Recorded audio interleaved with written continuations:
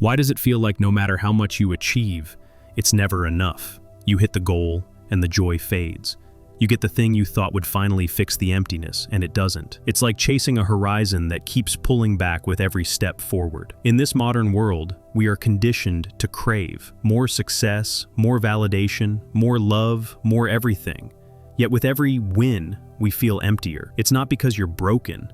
It's because you've been told that fulfillment lies in the next thing. But every next thing becomes a new benchmark, a new hunger, a new reason to feel not quite there yet. Naval Ravikant once said, "Desire is a contract you make with yourself to be unhappy until you get what you want." And we keep signing that contract every single day. We scroll through curated perfection, compare our behind the scenes to someone else's highlight reel, and then wonder why we feel so small. But the truth is, you could have everything, the money, the body, the applause, and still feel like it's not enough. Because enough isn't out there.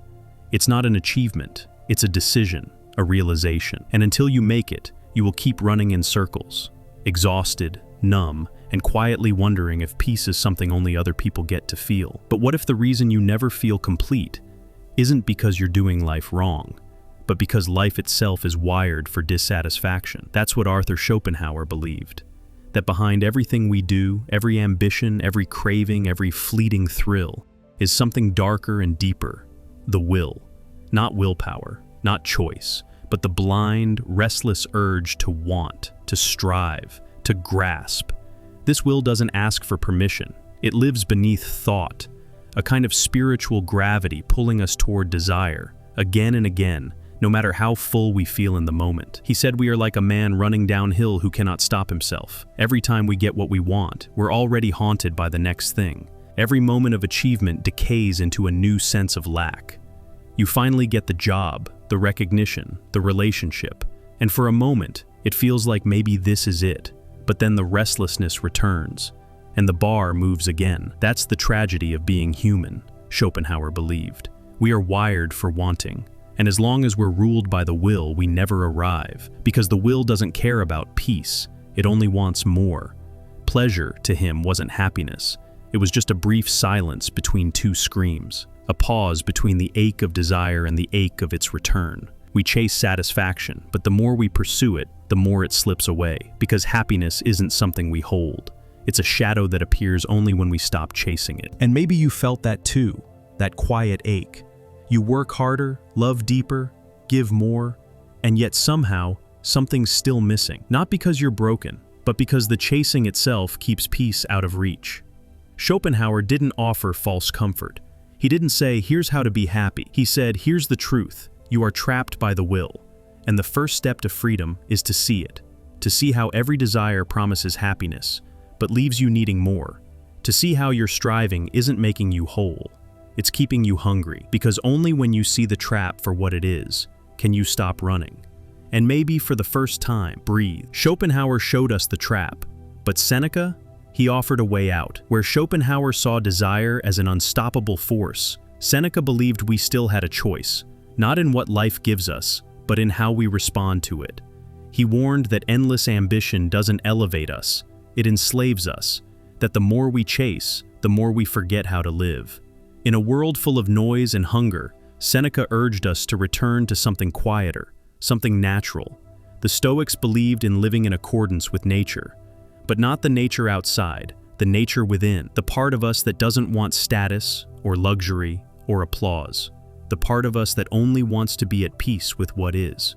It is not the man who has too little, Seneca said, but the man who craves more that is poor. And in those few words, he cut straight through the illusion.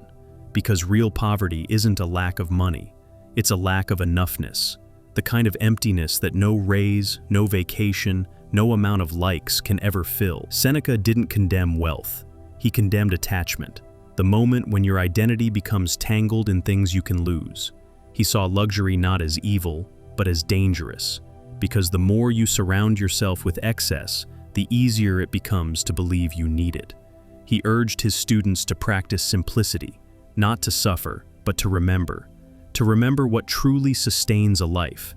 Virtue, clarity, self-command, not the perfect apartment, not the perfect image, not the applause. And maybe that's why so many people feel empty after getting what they want, because they were chasing more, not meaning. Seneca knew, the man who is always hungry never rests, but the one who can sit in stillness, who can say, "This is enough," and mean it, that man is rich beyond measure. Seneca gave us the key, but thousands of years later, a voice from our own time quietly echoed the same truth, in fewer words and with sharper clarity. Naval Ravikant didn't preach from a podium. He built companies, watched markets, lived in the epicenter of modern ambition. And yet, with all of that at his fingertips, he stepped back. He realized that the more he chased, the more peace slipped through his hands. Naval once said, "A calm mind, a fit body, and a house full of love. These things cannot be bought. They must be earned, but not with burnout, not through sacrifice at the altar of endless goals. They're earned by subtraction, by removing the noise, the neediness, the compulsion to keep running." He redefined wealth, not as possessions, but as freedom. Freedom to be still, freedom to be present, freedom to feel like you already have enough. To Naval, happiness isn't the same as pleasure. Pleasure is temporary, addictive. It fades the moment it arrives. Happiness, on the other hand, is a byproduct, not of getting everything you want, but of wanting less. It shows up when the mind stops battling the moment and starts accepting it. He once described desire as a contract you make with yourself, to be unhappy until you get what you want. But even worse, once you get it, a new contract begins, a new craving, a new chase, and so the cycle repeats. So how do you break free? By breaking the contract, by choosing presence over pursuit, by realizing that the next thing you're dying to achieve will never give you what you think it will. Not for long. Naval's wisdom isn't passive. It's not about giving up on growth. It's about waking up. Waking up to the fact that the game most of us are playing is rigged. That you don't win by running faster.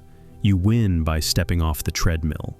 Because in the end, peace isn't found in the noise of ambition. It lives in the silence that follows when you finally stop chasing. And that silence, it's not emptiness.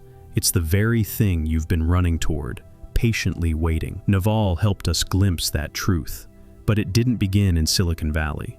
It was first realized over 2,500 years ago, beneath a Bodhi tree, by a man who had everything and still walked away. That man was the Buddha, born into royalty, surrounded by luxury, shielded from pain. He had everything a human could want. But even then, he felt the ache, that quiet, nagging sense that something was missing. So he left it all behind and went searching. And what he found became the heart of his teaching, the Four Noble Truths. The first, life contains suffering, illness, loss, uncertainty. The second, suffering arises from desire, from craving, from clinging, from the relentless I want. We suffer not just because life is hard, but because we demand it be different.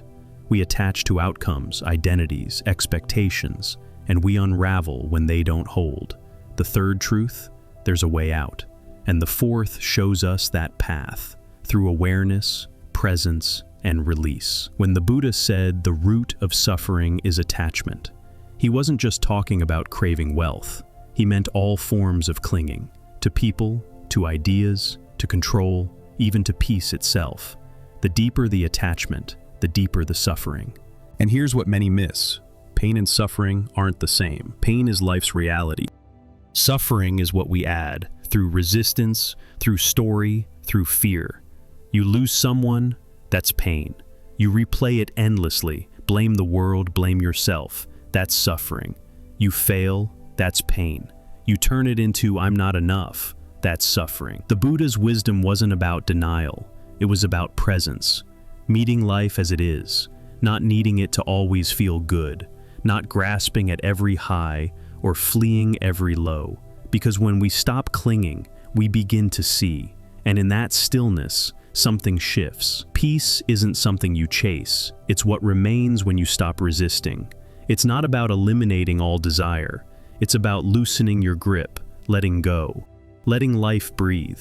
Maybe that's where freedom begins, not in escaping pain, but in no longer fueling your suffering. But even after detaching from craving, Even after recognizing that suffering begins with clinging, another question quietly surfaces. How do you live like that? How do you stop striving without falling into stillness that feels like giving up? How do you walk through a chaotic, unpredictable world and remain untouched? For that, we turn to Lao Tzu, the ancient sage behind the Tao Te Ching. He offered no commandments, no complex doctrines, just a single quiet reminder. He who knows that enough is enough will always have enough. To Lao Tzu, peace wasn't something you chased, it was something you remembered, something already within you. He taught that life, like a river, has a natural flow, and the more you try to dam it, redirect it, or force your way upstream, the more you suffer. Because suffering, to Lao Tzu, wasn't just pain, it was resistance. At the heart of Taoist thought is the concept of Wu Wei, often called non-action, but that's a misleading translation. Wu Wei isn't doing nothing, it's doing what needs to be done, but without force, without ego, without the anxious need to control the outcome. It's aligned action, gentle action, the kind that feels less like effort and more like breath. Picture water. It yields to everything, yet breaks through anything. It takes the shape of whatever holds it, but loses none of its nature. It doesn't fight, it flows, and in doing so it teaches the most powerful lesson. Sometimes, strength is found in surrender. Lao Tzu believed that the root of restlessness lies in our attachment to control.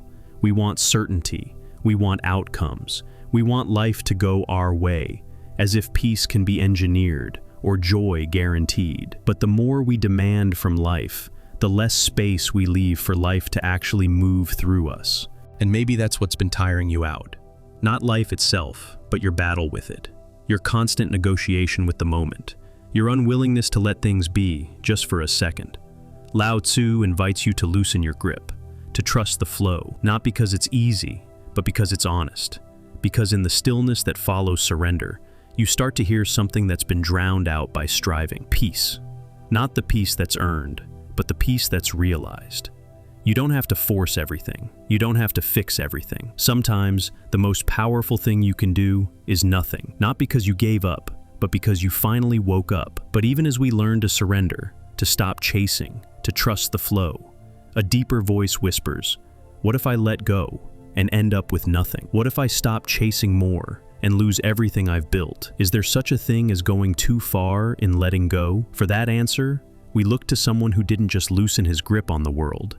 He let go entirely. Diogenes, the rebel philosopher who didn't just challenge society, he laughed at it. While the rest of the world obsessed over power, wealth, and reputation, Diogenes lived in a barrel. He owned nothing, ate with his hands, slept wherever he could, and he made it his life's mission to expose how absurd our values really are. One of the most iconic stories about Diogenes involves none other than Alexander the Great.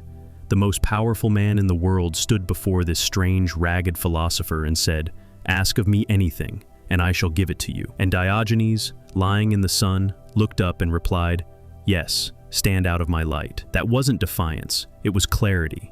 Diogenes didn't need what Alexander had, because he had something far rarer: contentment. He wasn't rich, he wasn't respected, but he was free. Free from comparison, free from craving, free from the invisible chains most people spend their entire lives carrying. The fear of not having enough, the pressure to appear successful, the hunger to be someone. To Diogenes, that hunger was the real poverty. He believed that true wealth isn't in possessions, it's in needing less. That the less you depend on the world to feel whole, the less control the world has over you. And maybe that's the freedom we've all been searching for, not the kind found in bank accounts or blue check marks, but in the quiet realization that you are already enough, exactly as you are. Radical simplicity isn't weakness, it's not regression, it's radical power. Because when you own nothing, not status, not validation, not even your image, you finally reclaim everything that can't be taken: your peace, your presence, your inner clarity. And that's what Diogenes reminds us of. The richest life might just be the one that needs the least. So what now? You've heard from Schopenhauer, who showed us the trap, from Seneca, who handed us the key, from Naval, who whispered modern clarity, From the Buddha, who exposed the root, from Lao Tzu, who taught the flow, and from Diogenes, who proved that having nothing can mean lacking nothing. But now the question echoes louder than ever. If desire never ends, how do we live with it? Do we run from it, fight it, pretend we're above it? Or do we finally understand it? Because the goal was never to become empty of all desire.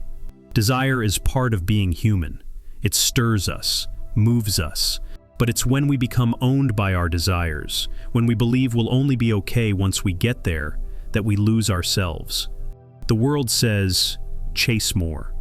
These voices say, see clearly. See how the wanting mind works. See how the promises of more are often just illusions in disguise.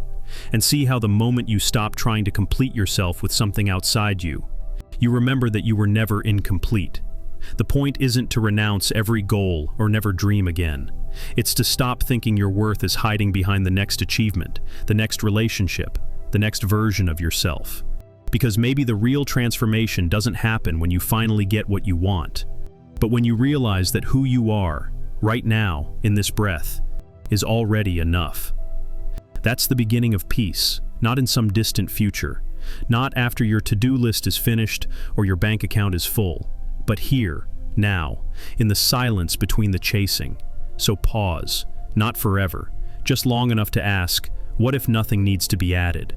What if peace was never out there, but always inside? The answer doesn't come from noise. It comes from attention, from awareness, from remembering what the world keeps trying to make you forget. You were never missing. You were only distracted. So, these voices weren't just ideas. They were invitations to pause, to question, to choose. And maybe now it's your turn, not to chase the next thing, but to notice the one already here. Because peace doesn't wait at the finish line. It appears the moment you stop running. When you stop chasing and start choosing to stay, to feel, to let enough be now, not later, everything changes. Because the truth is, the chase only ends when you decide it does. So ask yourself, what are you still chasing? And who might you become if you finally stopped? If this message met you where you are, drop this in the comments. I choose enough. Let the world know you're done running. And if this reflection stirred something in you, if it made you pause, breathe, and look inward, consider subscribing and turning on notifications. This space is just getting started, and maybe so are you.